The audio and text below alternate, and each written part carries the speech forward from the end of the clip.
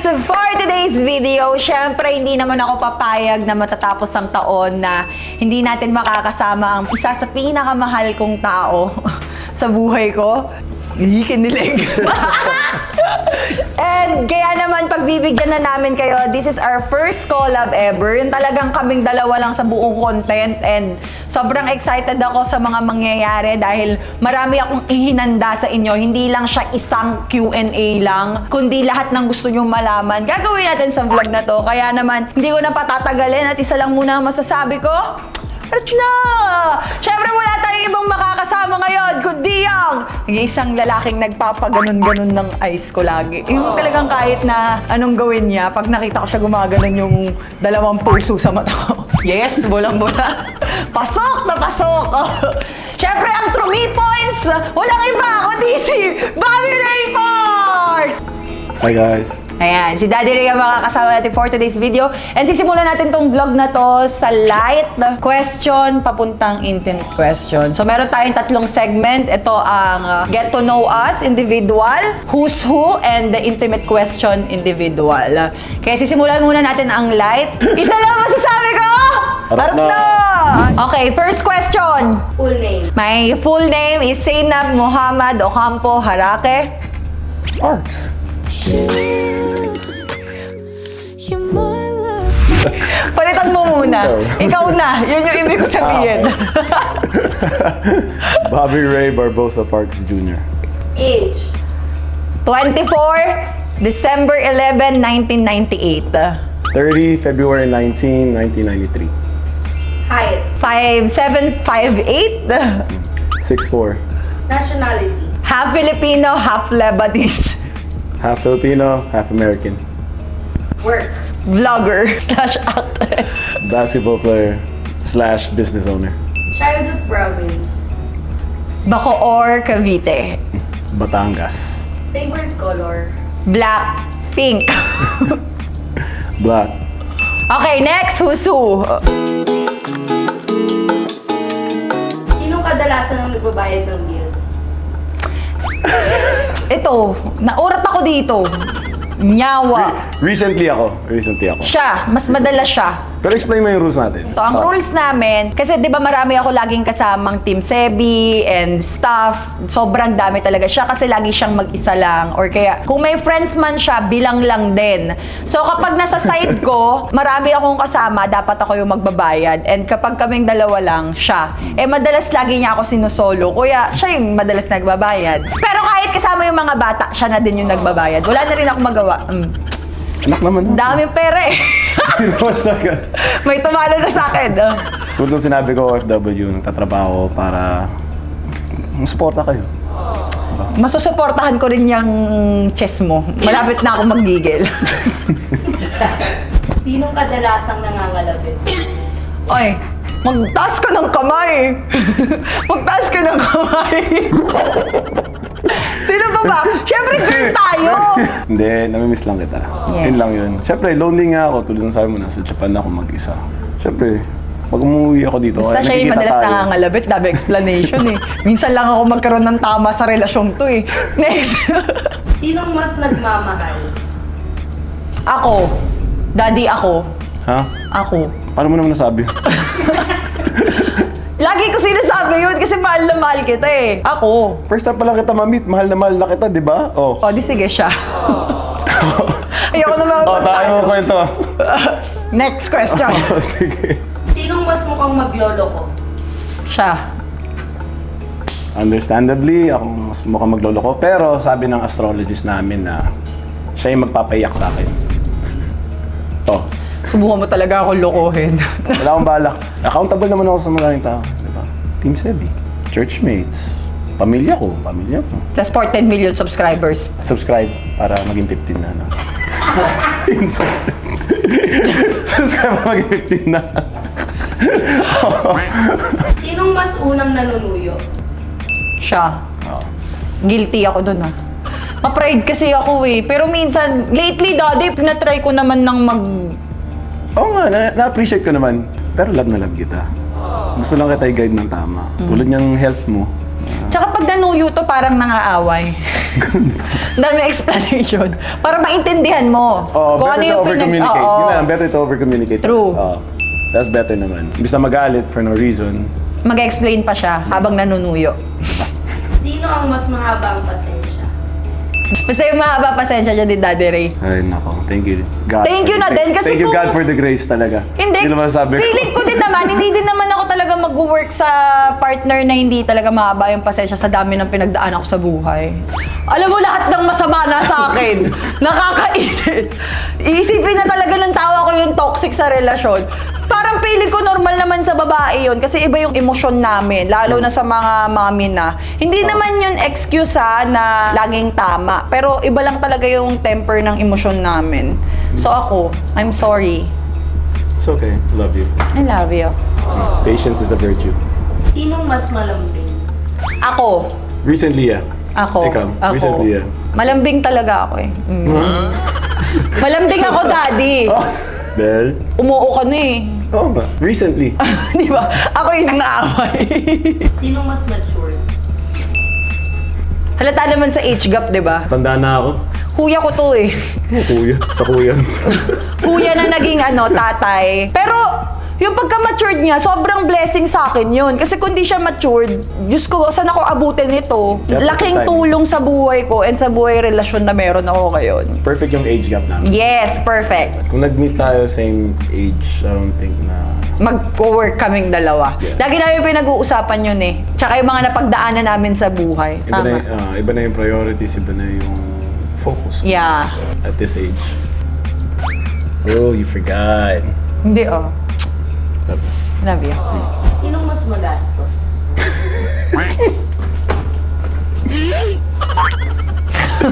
Huwag mo ako tignan. Ako. Ako yung klase ng taong ubus biyaya, kung tawagin. Basta makabili lang ako para sa lahat or whatsoever na gastos yan, gagastos ako. Ako, mas vigilant ako sa money ko. And that's one thing na I want to teach kay Bel naman. Tinuturuan niya na ako maging Financial kuripot. literacy is always important para sa inyo. Kailangan matutunan niyo din yan at the early age. Kasi hindi araw-araw. Pasko. Well, Pasko naman. Oo, pero hindi araw-araw Pasko. Hindi araw-araw Pasko. But, you know, we're blessed naman na we make decent money na we're able to invest and really save up for the future. Yes. Especially for the kids. Sinong mas kuripot? Siya na lang. Pero hindi siya kuripot pagdating sa mga gastos-gastos na pang mga mahal niya.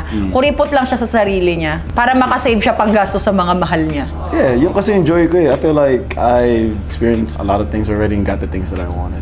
But now, focus na lang sa family and nagbibigay joy sa mga taong mahal ko, malalapit sa akin. So, money is not no value to me when it comes to you guys. Sa maging masaya kayo. Ako, nagsasakripisyo ako dun mag-isa, di ba? So, why not find joy in taking care of the people that you love? Sinong mas organized? Feel like me. Documents, mga ganun. Mas organized ako. O, sige na. I feel like mas may idea ako. Organize siya. Ako sa OC. OC. OC Yun, ako yun ang talaga. OC sa'yo. Sobrang maano ko eh. Very mother. Yung konting ganyan lang. Ano ba to? Aayusin ko pa yan kahit maliliit na bagay. Ako kailangan talaga organize. Siguro part na rin ng discipline paglalaro ng basketball. Yes. So, pero okay naman, we both work well. Pagiging OC mo, organize ko. Sinong gustong magkape? Na. Pero kahit kasal dapat. So, I've waited, 30 years now to have a family. Definitely ready, pero syempre, kailangan under the covenant of God. Kailangan kasal muna talaga. Ready ako doon. Anytime. Anytime. Baka mamaya punta sila ko dito.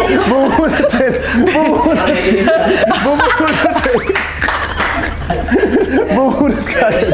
Waiting na lang kami sa perfect timing. Oo, waiting na lang kami sa perfect timing. Hindi, may dalawa na tayo, so kailangan at least somewhat ng practice.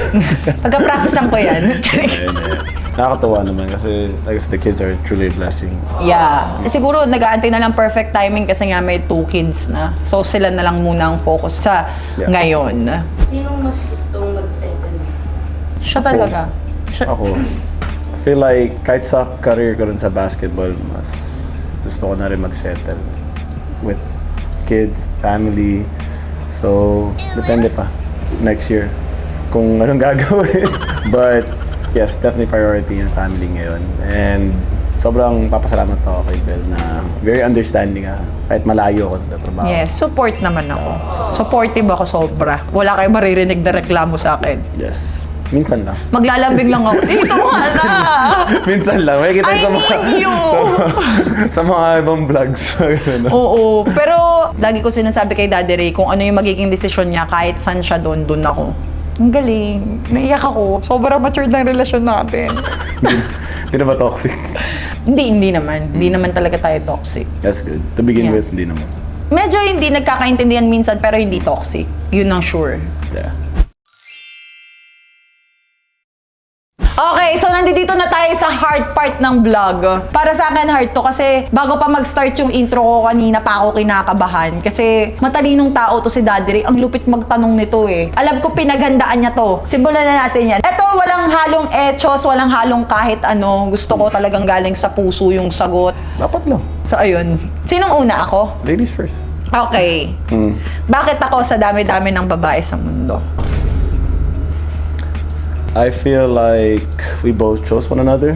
And kung paano nga tayo nagkakilala, in a sense, di ba? Di naman kita ninapitan, di mo naman ako ninapitan. I felt like it was just fate that brought us together, first of all. And from there, wala, I really love your heart, to be honest. That's the first thing that stood out on our conversation. Na you have a heart for your loved ones and for your people. Very family-oriented. And I see our values aligning. Kaya, Aww. Thank you, Faith. Hindi, iba naman kasi talaga kapag nanggagaling yung pakiramdam sa Faith. Yeah. Feeling ko sobrang powerful nun. Yes. stars align. Yeah. Thank you, God, no? Wow, sa akin, what's your favorite part of my body? Your lips. Lagi ko sinasabi yan. Wala lang, the way na nagsasalita siya, the way na mag-kiss siya, the way na gumagalaw yung lips niya. Parang maniniwala ka talaga. Nabudol ako dahil sa lips niya. Di mo ba in-expect yung sagot ko? Hindi. Kano ko iba yun, eh? Hindi, lips talaga.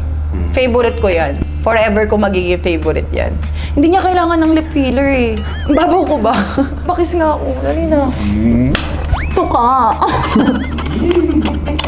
Lagi ko inasar yung tuka kasi ayoko na ng isang kiss. Parang yung isang kiss parang walang intimate. Parang pagka tatlong sunod-sunod, nararamdaman mo yung hinga I love niya, you. yung love niya, I love you. Kaya lagi kami nagkikiss, tatlo yon sunod-sunod. Tatlong sunod-sunod na smack. Ito ka. Tuka, ganun. Panlambing ko lang yun. Do you see me as your future partner? Definitely. Wala nang atrasan to. Yeah, no doubt about it. Ilang milyon makakanood nito? Yung milyon na yan ang gegera Unfortunately, sa'yo. na magiging 15 million subscribers. Good marketing, Daddy Ray. And I mean, I wouldn't be wasting my time if I don't see you in my future from day one. Actually, ganun siyang tao. Yeah. Marami siya naging bebe pero mga weeks lang. Pag hindi niya nakikita yung future niya, wala na. Buti na lang tumagal tayo, guys. Di naman, tuloy nga sabi ko sa'yo, I seen your value and for me, it really aligned with what I want. Everything, yeah. Yeah, with what I want for my future wife to have and future children of, future mother of my children. So, yeah, wala nang atrasan to. Kung ulam ako, what ulam and why? Oh my God. Hotdog. Putlong! Wait! Alam niyo ba, sa mga service ko dati, wait!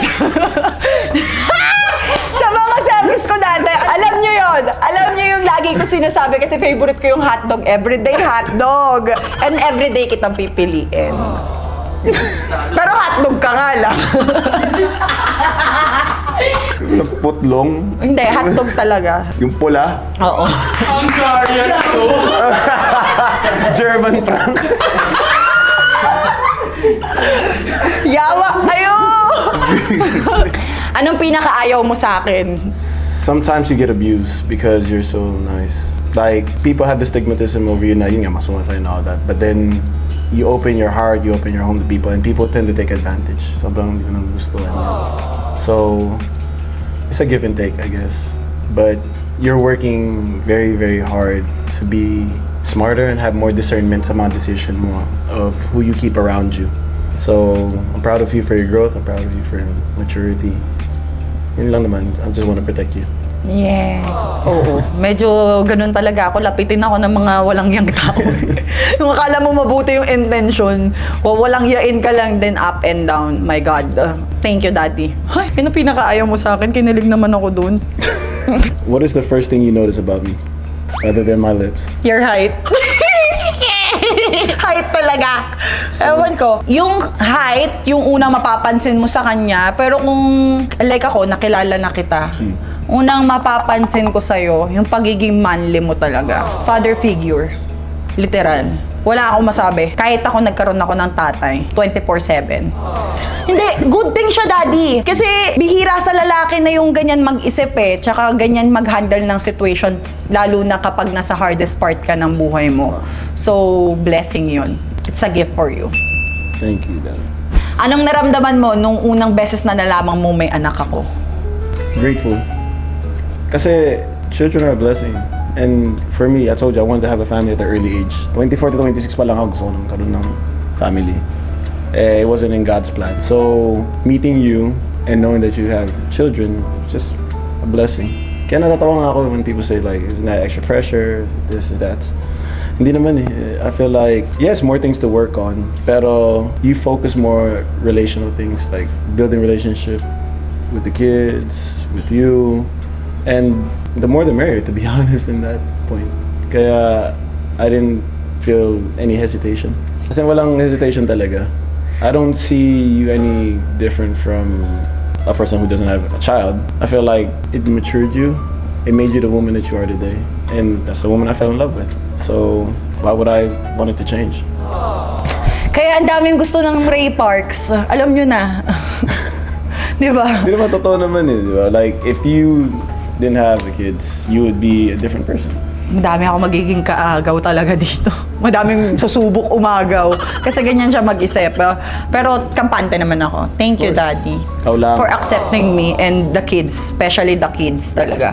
Bihira sa lalaki yung kayang tumanggap ng babaeng may mga anak na. So, kuya ko, shout out. Daddy ko, shout out kay Daddy. Alam mo yun, yung mga nakita kong lalaking tumanggap talaga ng batang hindi kanila pero mas minahal nila kaysa dun sa totoong tatay. So, sobrang thankful ako sa mga ganyang klase. So, shout out sa lahat ng mga lalaking nagpapakalalaki talaga at tumata yung lalaki bilang tatay sa partner nila. Ganon. Solid yun. How do you describe me to other people when I'm not around? Perfect. Oo nga! Hindi totoo! Halimbawa na pagkwentuhan namin with friends, halimbawa ni Jelay, ni Donna, or kaya nila Ivana, mga any friends ko na, kamusta si Ray, ganyan. Wala akong masabi kundi perfect kasi siguro dahil bago pa rin naman tayo, hindi pa natin ganun talaga 100% nakikita lahat ng side natin. Pero yung sa mga nakita ko na sa almost 1 year na magkausap tayo, sinasabi ko siyang perfect kasi ang dami kong natututunan, ang dami kong nare-realize, lalong-lalo na yung worth ko. Parang kung mawawala si Daddy Ray sa buhay ko ngayon, mahihirapan ako maghanap ng kapalit niya na kasing perfect ng ginagawa niya pagdating sa relationship namin. Totoo nga, ito naman nakala binubola. Totoo, almost perfect. Although walang taong perfect ha, sinasabi ko lang na si Daddy Ray talagang almost perfect tong lalaking to. Talaga naman. We all fall short of the glory of God, but at the end of the day, it's still His grace that continues to push us to make us better people each day. So each day I want to be a better partner to you. Happy wife? Happy life.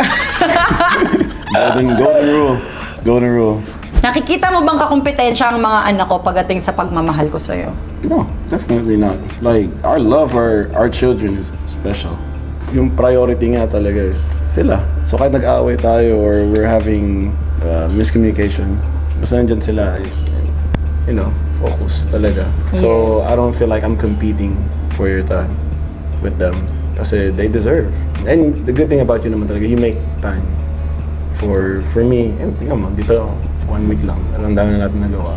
Plinano mo pa. Diba?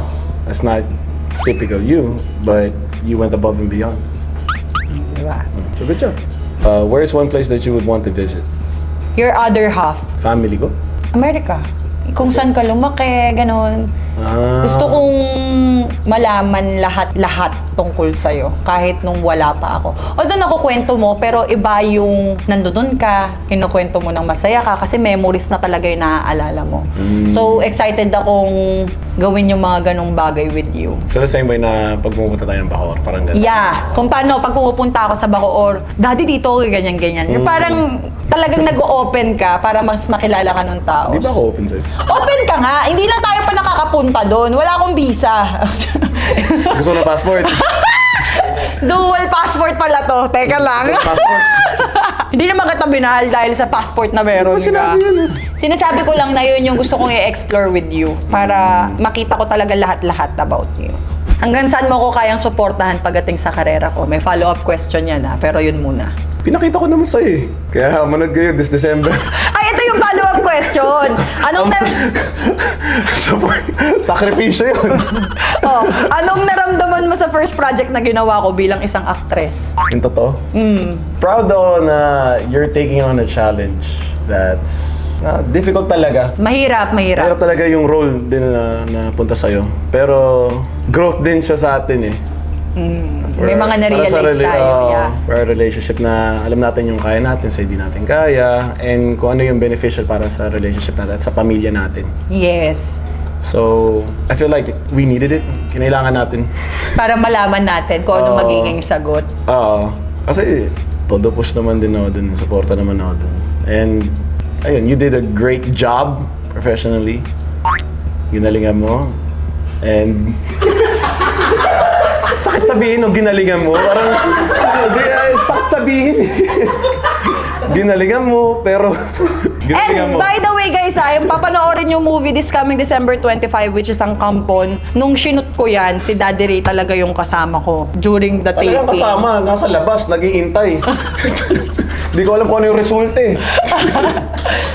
Hindi na lang daw siya manonood. Kaya please, huwag Hindi na ako kayong manonood. gumawa ng mga Sorry. kalokohang nagtatag. Oo. Isipin nyo na lang naging Please, professional wag nyo na lang lang po ako. kayo tag. Please, wag nyo na lang Yes. po kayo tag. Bigay nyo kay Daddy Ray yung respect na wag nyo na lang itag. Kasi ginawa ko yun nang nagpaalam ako sa kanya and talagang tinry ko din talaga yung best ko to do my work in a professional way. So, work is work, guys. Yun lang. And happy ako na talagang naging supportive si Daddy Ray. So, ang tanong ko nga, hanggang kailan mo nga ako susuportahan? Hindi mo ako sinagot.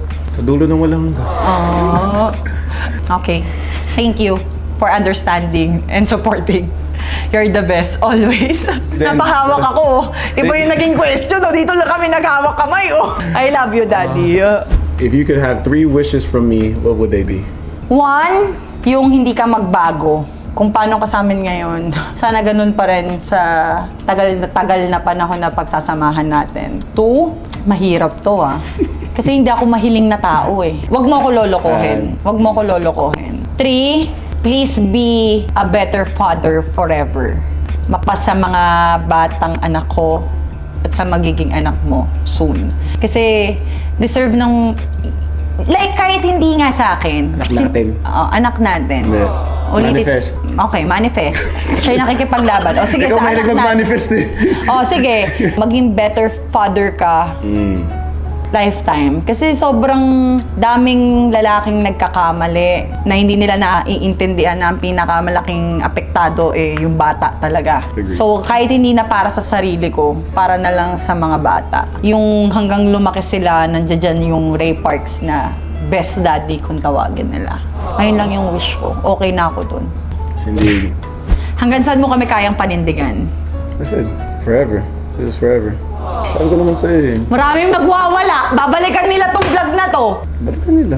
Oh, forever daw, guys. No, seriously. Like I said, from the beginning, kaya nga sobrang importante sa akin yung foundation natin na hindi ma-shaken. That's why, pinupoint ko towards God. Para, later on down the road when yung love is not the same anymore, now we can go back to loving each other the right way. Kasi life gets hard and, we go through our own struggles and our own battles as partners. So, if we rely on love, mahirap yun kasi love is a feeling. Yeah. Rather than commitment.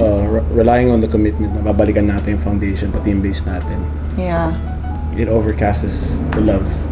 So, Nawawala ang love, pero ang commitment know your commitment, babalik ka uli doon. Exactly. That's why marriage is so important, guys. In what ways do you think we've changed since we've known each other? Madami. Yeah, just give samples. Like, where do you feel like we really changed from day one? Siguro respect. Number one, respect. Kung paano kita i-respect, paano mo ko i-respect. Day one, syempre hindi pa naman natin alam kung paano natin kayang panindigan yung isa't isa, paano natin ma-handle. Pero nung nagkaroon ng respect, ayan. Deserve naman talaga ng bawat isa sa atin, Daddy. Madami. Siguro magbibigay ako 3. 2, yung paglulook forward sa future. That's a good one. Today. Like, grabe. Diyos ko po, wala pa kaming 1 taon. Ang dami na namin gustong gawin sa buhay para lang ma-achieve namin yung mga gusto namin sa future. So, yun yung isa sa mga perfect para sa akin. 3, like, parang ako, hindi ko naiisipin yung sarili ko kasi mahal kita. Ikaw, hindi mo naiisipin yung sarili mo kasi mahal mo ko. Lagi tayong bumabalik dun sa mahal natin to, kaya kahit anong mangyari. Like the commitment. Bumabalik Yeah, tayo sa commitment. bumabalik tayo So sa that's good. commitment. At least naman, Yeah. our foundation is strong. Yes. Ayun. It's good. Diba? Ang dami nating pagbabago. Yeah, Cute. it makes me happy na marinig na okay yung foundation natin. Yes. Diba? Diba? What is your biggest fear about relationship? So, I think you know this, right? You know this, right? Oh. Na kailangan akong iwan. It's like in a sense na you've given so much to a person and they can just walk away. Because like we said, you never know what the future holds, but it's scary, lalo na at this magnitude talaga. Kasi isipin mo, 3 kayo. 3 kayo mawawala sa akin. Ang bigat nun. Like, hindi ko na alam kung paano i-pick up yung pieces after that. Oh. Ganun yung feeling. Kaya, I value you so much talaga. You, the kids, yung time, more than anything. Kasi nakakatakot isipin na wala kayo. Like one day, magising wala kayo dun. Mahirap sa akin, hindi ko kayang tanggapin yan. Oh. Mabigat nga siya. Sakit sa puso. Totoo naman na hindi lang isang tao yung mawawala sa'yo. Nightmare talaga siya. And like I said, apart ako sa family ko all my life. Kayo na naging talagang family ko. In a sense na physically na nandun, of course. Yung inuuwian ko, all that. Yeah, nakakatakot isipin. Di mangyayari. Hindi din papayag yung mga bata, mahal na mahal ka nila. Sobra. Kaya ikaw din, please, babalik ko sa akin na fear ko na din yun. Yung iwan mo kami. What is something you've always wanted to know about me, but have been too afraid to ask? Ilan total naging babae mo? Ilan total naging babae mo? Di ba? Lagi niya kasi sinasabi, past is past, importante yung ngayon. Para medyo magkaroon naman ng funny. Totoo. Yun yung Oo. question na you were too afraid to ask. Oo. Hindi ko naman sinabi sasagutin ko eh. Tinanong ko lang yung question. Respect ko naman. Yung question. Ayoko rin namang parang ipagbida-bida mo yung gano'n. Diba? Hindi naman siya kayabang-yabang. Exactly. Pero pag ako nga, syempre tayong mga babae, di ba, ilan na nga, magtatanong ka pa ulit-ulit para lang saktan yung sarili mo. Ganun tayo katanga. Di ba? Wala namang ginagawa sa'yo yung tao, maghanap ka ng ikakasama ng loob mo. Di ba? Medyo hunghang. Pero, Ay, ikaw yung last and forever. Yun na yun. That's the most important. kakasabi niya lang sa akin yan kaninang maga. Di ba? Parang happy siya na konti lang yung experience ko sa buhay. Yeah. Mai-experience ko lahat yun ng kasama ko siya, matuturuan niya ako, Mag-guide. mag-guide niya ako, and ang perfect ng relasyon natin. Naiyak ako. Panatag ba ang puso't isip mo kapag magkalayo tayo sa isa't isa? For me, like, I have a goal eh. Alam ko eh. Like, siguro basketball kasi ganun yung buhay ko eh. I know what I need to do, I know how it needs to get done. So, ganito rin, it comes with, I know what I need to do in order to keep my family, to make my family happy, to be there for them. So, buo talaga loob ko na there's nothing that can get in the way of us. Magsasakalan na kami. 24/7 nga tayo. 24/7 kami nagvi-video call kahit nasa trabaho ako. Basta nandiyan lang siya kahit hindi naman kami nag-uusap. Basta yung call nandoon. Anytime titignan mo yung phone nandiyan. Kaya sira na po yung mga phone namin. Battery namin ang taas na lang. Ay, battery health at sama. Diba? Grabe na yung battery health eh. True. Pero well worth it naman. So, buo talaga loob ko. Yeah. So, tiwala ka talaga sa akin. Yeah. Good to know. Kasi pag ikaw nag-amp, poof. Oo, tus talaga. And wala rin akong balak magkamali. Ilang beses ko nang na-experience gaguhin walang yain. Hindi ko kayang ibalik yun sa tao. Yung mga walang ya nga, hindi ko winalangya. Ito pang matino, walang yain ko. Para naman akong lukulukong magtatampo yung Diyos sa akin nun. Diba? Where do you see our relationship 3 years from now? Sasabihin ko ba yung mga pinag-uusapan natin? Oh, sige. I mean, it's your vlog. Okay, It's sige. your vlog. 3 years, hindi 5 years, 3 years, kasal na Yeah. kami. Sure. Sure talaga. Pinag-uusapan namin yon. Ayaw lang nga namin madaliin sa ngayon. Dami na nagsasabi, pakasal na kayo, ganyan-ganyan. Hindi naman ganun kadali yon. Pinagpaplanuhan yon. And ang unang pagpaplanuhan talaga namin doon is yung mag-build muna bago namin gawin. So, yabang, kasal na so kami. kasal. So, parks na ako nun. Officially. Officially, parks na ako nun. Gagawa ko ng 3 basketball player, 4 na vlogger, Let's go! 2 artista, 10 pala yung gusto. Ayan, gagawa kami ng big family. Kasi feeling ko kapag talagang nagpakasal na tayo, tapos talagang tayo na yung magkasama sa future, ang saya-saya ng pamilya natin. Yes. Kung paano mo bigyan ng light yung family natin ngayon. Alam kong malamiral ko ang kaya mong i-provide kapag nandoon na tayo. That was a good answer. Yes. Fairness. Ayoko lang mag-assume, tapos hindi matutuloy. Ang sakit nito talagang untong ulo. Wala lang. Last question ko. Kung may gusto kang baguhin sa buong pagkatao ko, ano yon at bakit? Nothing, to be honest. Oh. Bakit? Tuloy nga sabi Bruno Mars, diba? Just the way you Just the way you are. Yes. And then, in a serious note naman na, wala eh. I feel like your heart speaks for itself. You have a good heart, and I really see an amazing future with you without having to change much. Yes, maturity and stuff like that. It comes with time, and i-enjoy ko yung game of life with you. And I'll be right there by your side the whole time. If you want to change, go for it. Hindi. Hey, it's a choice that I'll just have to support you with as your partner, as your lover, as your best friend, and I'll be here.